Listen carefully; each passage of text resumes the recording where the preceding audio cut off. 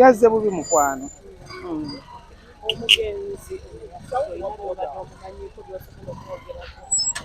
Byensobola okumwogerako ndowooza be basajja bannamawulire abaagasomerera abawangadde emyaka emiyitirivu ennyo nga bali mu mawulire naye nga tebalina likodi embi.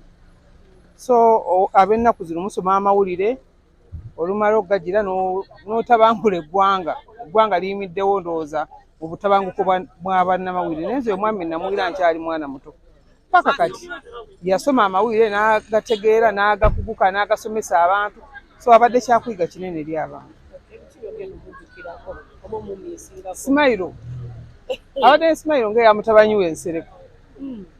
Omwami oyo nga twali musanga lunaku nosanga anyiize, twali musanga ku UBC ng'anyiize, twali musanga mu kifo kyonna ng'anyiize. Bayiza wulala nalinnyako ennyonyi nga ŋŋenda oba twali tulaga wa ne musiikana mu nnyonyi. Ne kimpaliriza okuva gye nali ntudde ne tunyumya naye mpaka gye twali tugenda ne twawukanirawo mu transit. Naye nga mwami akusomesa ebintu, akubuulira ebyafaayo, akubuulira ebyobufuzi nga bibadde bitambula. Abadde musajja munnabyabufuzi naye nga so akuvayo direct n'okakasa nti munnabyabufuzi ng'akuma.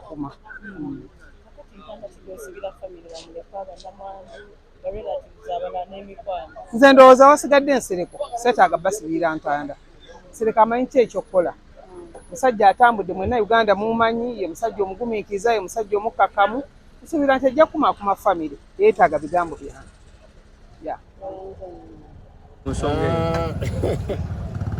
Honorable Nsereko ne owekitiibwa President Kyagulanyi baali actually nategeka nti Nsereko yaliko mu fire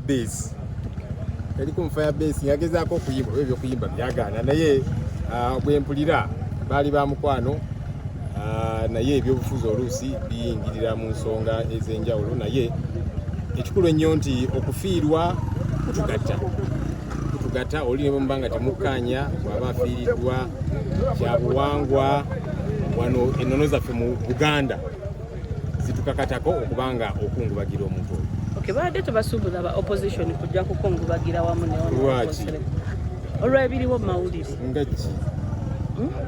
Olaba kati tugenda tuziika ababaka ba NRM oba ki kakati ate ono oli awo agati alina waagwa naye ekyenkiza ennyo nti mbaka munnaffe era ebyokufiirwa bitugatta kubanga tuli bantu kyekisinga nsonga nkulu oba kiri mu ggwanga ki oba kiri mu ggwanga ki kyovudde olaba wano ffe twagaana okusirika. Okay, so era nga Martin Luther King bwe yagamba nti injustice anywhere is a threat to justice everywhere. Nti obutali bwenkanya oba buliwa ffenna bubeera butukosa. Kyetubadde tugambe ensi yonna nga tugamba nti bannayuganda bali eno batirimbulwa babateeka mu makomera ebitategeerekeka nammwe kibakwatako kibakakatako. So ensonga ez'okunyigiriza abantu tujje sigala nga tuzoogerako era nga tuzeemerako lwakwagala bwenkanya. Okay, Honorable, congratulations upon your new milestone. Naye abamu bavuddeyo ne bakutrollinga ku social media nga bagamba mu n'ekifo ekyombo kikyabulamuko kusaidiyo. Naawo badde otya kakati bwe batanjogereko oyagala bugirekwanirawo badde ki tetumanyi oluusi abalinamuko okuzaala walina obeerawo naye kibeerako gwe just kubeera steady n'okola ekyo kyolina okukola zala olijja kukakkana. Kyagulanyi yatandikira eri nga bagamba rasita lindako tobisobola olaba rasita kyabalaze. So just gwe kasita obanga olina focus. Nenjagala kwebaza abo abanjuzaayozeza abansabira abanzizaamu amaanyi genda kikuba kino ekintu muzeeyi Alhaji Nsereko abadde taata wa Honorable munnaffe Honorable Maama Nsereko. Naye okusingira ddala ate nze taata mbadde mmanyi mu ngeri ey'enjawulo kubanga nakula naye nga kyali mawulire ku UBC. So kitalo nnyo kitalo ddala eraosirambaga nti inna lillahi wa inna ilaihi raaji'uun. Ensonga ez'amawulire yali yazitegeera era twamuyigirako bingi. Alina engeri gyaga nti kakati olina okwogera bwoti, bw'obeera ku radio oyogera bwoti, bw'obeera ku TV oyogera bwoti.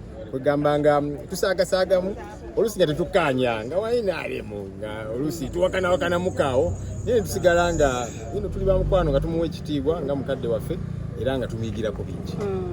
Bw'obadde oyogera ng'owa speech kuba waaliwo abantu ne mugaaka ngende akomeo yankubira essimu paka ssaawa 4 ez'ekiro ku Lwokutaano nenziramu ne mukubira nanga antegedde n'aseka nanga naye bwe nkuyita oddukiranga otomanya nyinza okuba ndi ku jjango. Bwe twava omukadde wange ku Saturday, muzukulu oyo yali akava Sweden ate taliiwo, naye ku Sunday ne tujja wano kola okumanyagana for the first time. Alhaji teyasobola, era nenzija ne baganda bange bano ne tukola ziyaara ne mbategeeza nti Haji tasobodde naye nze wendi. Mande yankubirako ne muganda yakulaba naye leero sigenda kujja, nina komiti ya ICT naye nja kujja enkya n'amala komiti ekkulo ku Tuesday mbuga waliwo ekintu ekijjanga premonition buli kimu nakiyitanga sikikola nga ndaba something is not going right. Nensiba ettaayi nenjijjamu, nenkyusa ettaayi nenyambala endala, nenkyusa ekkooti. Kyawange kyava nga ng'okyusa essuuti kumukumu ne mugaa sinalaba suuti ntuufu naye ngenda kukyalira Haji. Nanganga tobeera nnyo simaati ng'ogenda kukyalira Haji ne mugaa leero ngendera mu ttaayi na suuti okumukyalira. Otera kweyambalira nga bw'oyagala ne mugaa leero ngenda muwa surprise kuba si yankubidde nze agenda mulaba. Kadde wange namutuukako ku ssaawa nga 7:30 namusanga mu kisenge nangamba Allahu Akbar, osenga tongambye ne mugandi yominya afande nagandi wewe ne mugandi yominya afande nasituka yali mukanzu ye enjeru nagala naye kankulage nti ndi afande nanga olaba bwotankuteeko kuba nomale wengenda mu kisenge angankwataako nsituka empolampola ku luno yeesitula yekka n'ayita muzzukulu we Medi n'amugamba katugende mu ddiiro naye aba asituka n'addawo n'atuula nanga asooka otuulewa nangamba obulamu sikyabuwulira ne muganda naye ate ng'onyirira nnyo nanga gwe bw'olaba naye nze eri munda sinyirira ne muganda akubuulira ate tonyirira ngako nga bw'oti n'aseka n'agala omatiza nze gw'olaba nga ddala ngenda bwenti nze gw'omatiza ne muganda Haji ekigambo ekyo kyogedde okuva taata busuulwa bwe yafa mutwe we n'agamba ndabika nsemberedde okudda ku front line wano busuulwa omutwe ate bambuuse nze yandibadde asooka busuulwa yabadde asitula engatto zange ne tugenda mu ddiiro. Mukama wange bwe twagenda mu ddiiro yagamba ebigambo bino muzzukulu wowe n'amugamba Abdulrahman, rule number 1 we are Muslims in this house. N'amugamba but rule number 2 ng'afukamidde never side with the oppressor against the oppressor. N'agamba temuyinza kulaba namusanga alaba Al Jazeera n'agalaba bwe bassa abaana mu Palestine. This is too much. At least you can make a statement. Naye mukola gye mu parliament. Mugamba Mukama wange, and this was the first time we are. Mugamba Mukama wange muba tutesa. Mulimba namwe kino kibadde weekiri. At least mutuule mugambe we call for ceasefire. Let your voice be heard. Anesanga kumune muganda yali anawulira eri Uganda naga Idi Amin yali mutono naye teyali president wa Japan oba America yayogera ensi nekola ki newe munaaba bataano muveeyo mwogere mugambe mulekerawo okutta abaana. You cannot bomb people indiscriminately and kill children. That is unacceptable. Make your voice heard. Naga nono omwana malema mu South Africa n'abasinga ku nsonga eyo. Naga please do not accept at least say something and call for ceasefire so that the two countries coexist in harmony. Do that at the bare minimum. Naddala mu Luzungu n'agaana omuzukulu we gwenze njogera Oluzungu. Sebo mukadde wange yatumya muzukulu we Sky aleete briefcase says ogwo gwe ngenda okukola. Bwe yazireeta n'amugamba nina bino bye njagala okulaga. N'ajjamu passport ye enkadde nanga eno yiino nzikwasiza. Genda ogisireyo passport yange empya.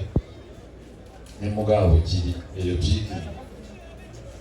N'ajjayo waliwo empapula ezirina okusasula obusuulu bwo bw'ekyapa kye. N'aŋŋamba ne kino genda okisasule bwangu nnyo nkyagala. Ne mugamba tik. N'agamba tik ne mugamba tik. N'agamba nti kati kankulage ekifaananyi kye nsinga okwagala. N'ajjayo ekifaananyi kye ng'ali ne maama wange. N'agamba otulaba tye naye ono sweetheart wange yagenda. Naye n'agamba naye ndabika anti gwe bino maani toyagala byuli. Naye ndabika ono ngenda mweyungako very soon. N'akizza na mu Luzungu. Very soon siraba wala nnyo. I'm joining her. Ne mugala ate kakati ngenda otandise kuŋŋamba mboze nagatuula. Naye very soon ekyo teyakituusa. N'ajjayo marriage certificate ye. Now there is something you've never seen. This is my marriage certificate with your mother.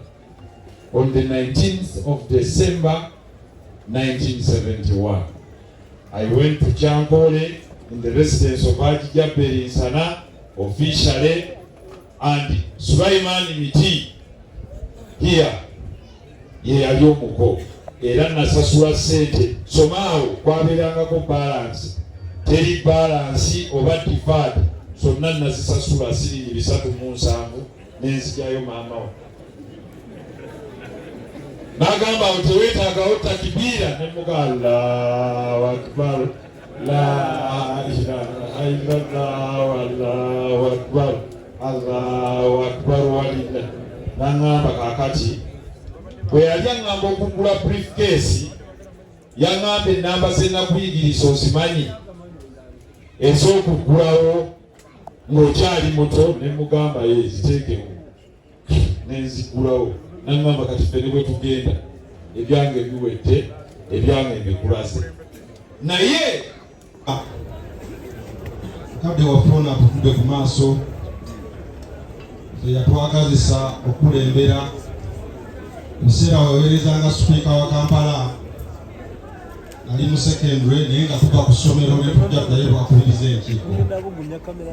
Ensonga lwaki enafuuka kansala owajjawo omukisa okuba nti waliwo sipiika w'ekibuga ayagala nange ntambulire mu buufu obwo.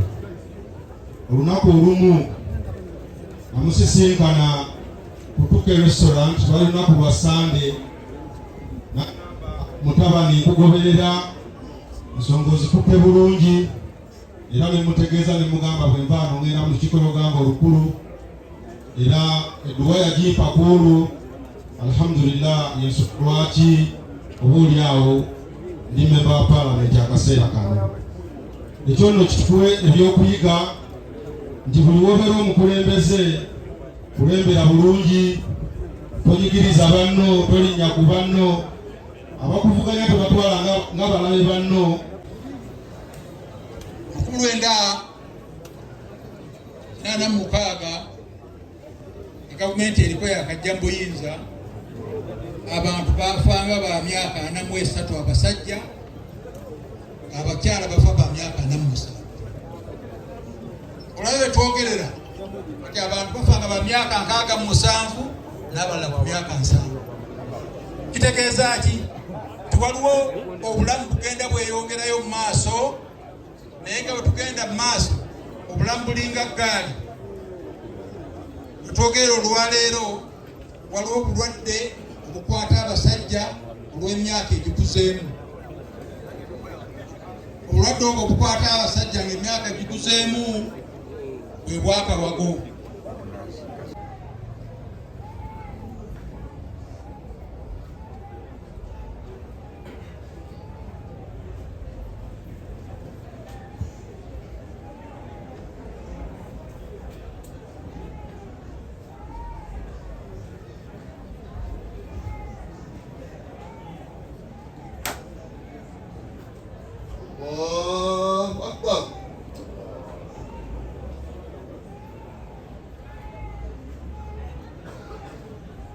السلام عليكم ورحمة الله وبركاته.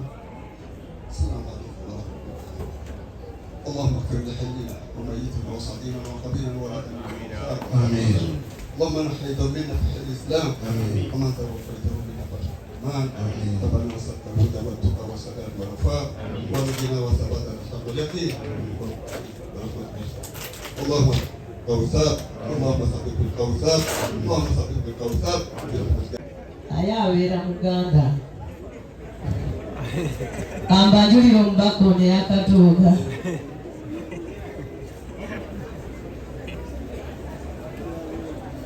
tukkirize tukutwalirize His Eminence the Supreme Mufti Sheikh Muhammad Shabani Galabuzi wamu ne mukadde waffe Daawa Sheikh Yasin Abbas Kiweewa be batuuka bwe bamala okutuula tutuule n'abanamboza ne maaso g'ekitundu kye. Mujje olekuba baba wano nemedi kidogo kingi salirawo